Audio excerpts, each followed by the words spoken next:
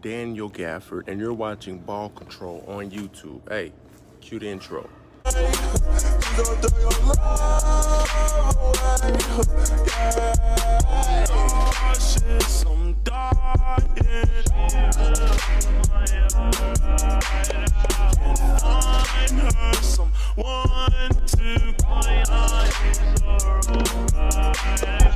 What's good? BALLCONTROL. Ball Control fam, I'm yours, MJ. Today, we got another recap video for you. Last Dance recap video. So everybody take a seat, you know what I'm saying? We're gonna hop right into it. But first things first, I want everybody to go down there, hit the like button. And if you love what you watching right now, hit the subscribe button. Remember, we all quarantine, we just chilling, you know what I'm saying? It don't take too much time out of your day to do that for me. But hey, if you go do that, appreciate, much love. Also, if you're a content creator, if you're a YouTuber and you want some cool thumbnails like the one that you see on the screen, go down in the description. My homie who will hook you up with some thumbnails at reasonable price. He'll hook you up with some thumbnails. His Instagram is in the description. Now that we got all that out the way, let's talk about this Last Dance, you know what I'm saying? Now, Last Dance episode 9 was pretty, it was nice, you know what I'm saying? It had a little emotional to it with Steve Kerr learning about his dad dying. I like how they incorporated that, you know what I'm saying? It wasn't just based on Michael Jordan. It talked about his teammates, you know what I'm saying? It gave a little insight on their life, you feel me? Not only that, shout out to the Indiana Pacers, man. The Indiana Pacers are really tough. They were a really tough team back in the day. I mean, you had Rick Smits, Jalen Rose, Reggie Miller. They were some dogs, man. They were tough. Like Reggie Miller said, he felt like they were the best team in those series. Not only that, I mean, even Jordan said like they were the toughest team in the East that he ever faced outside of the Detroit Pistons. And I mean, it's just amazing how people today just think players before the 2000s was just plumbers. Like, according to some people's arguments, it don't even got nothing to do with the GOAT debate. It's just like people's arguments in general just feel like if they didn't see you play, they just think you weren't that good. And that's just a generational thing. You know what I'm saying? Every generation, they feel like they guys are better. And that's really that mindset you have in these type of arguments and these type of discussions. And I just find it, quite hilarious how they do that. And, you know what I'm saying? Shout out to Scottie Pippen for missing 2 clutch free throws, you know what I'm saying? 2 clutch free throws. That was pretty hilarious. Like, they had Scottie Pippen missed 2 clutch free throws, and Jordan missed by a hair. Jordan literally, the shot went in and out. That was crazy. Unbelievable.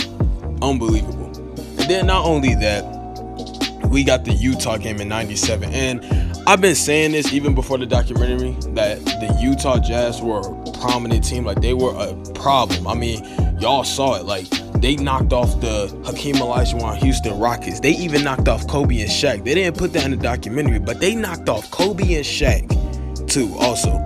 So stop disrespecting teams before 2000 and 2010. Put some respect on these guys' name, man. They deserve it.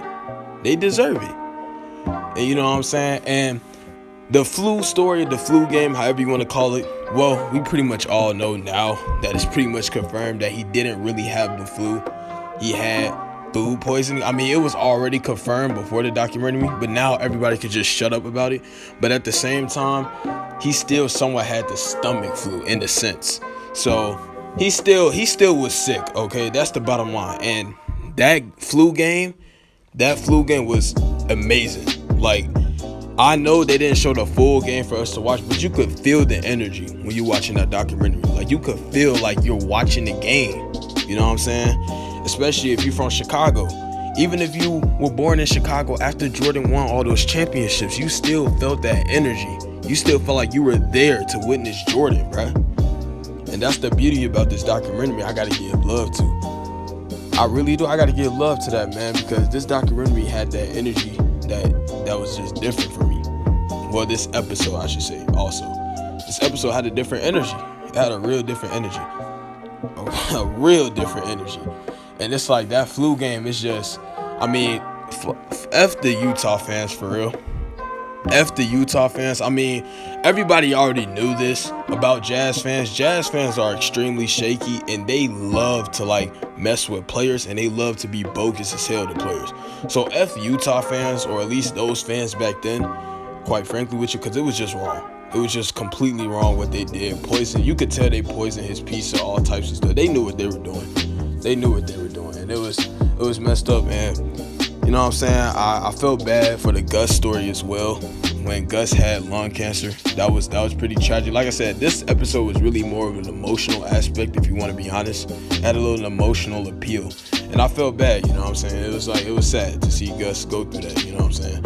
And Jordan, you know, he had to deal with both his dad dying, and nobody wanted to talk about Gus until the documentary. So he had to deal with 2 deaths.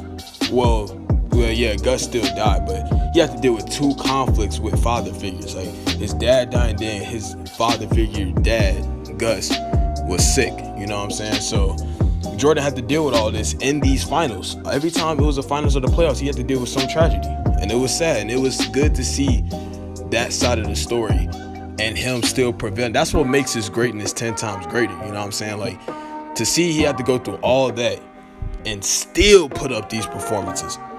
That's just amazing, bro. Like, you can't tell me it's not. But hey, I want y'all to go in the comments and say that's gonna be it for me for the night. That's pretty much my little recap, my reaction to the documentary. What do y'all think of the documentary? What do you guys think of it so far? What do y'all think of episode 9? You feel me? So go in the comment section. You let me know what is your thoughts on the Jordan, you know what I'm saying, documentary Last Dance. That being said, salute to everybody at home. Salute to everybody watching the video. I'm your host, MJ. I'm out. Peace.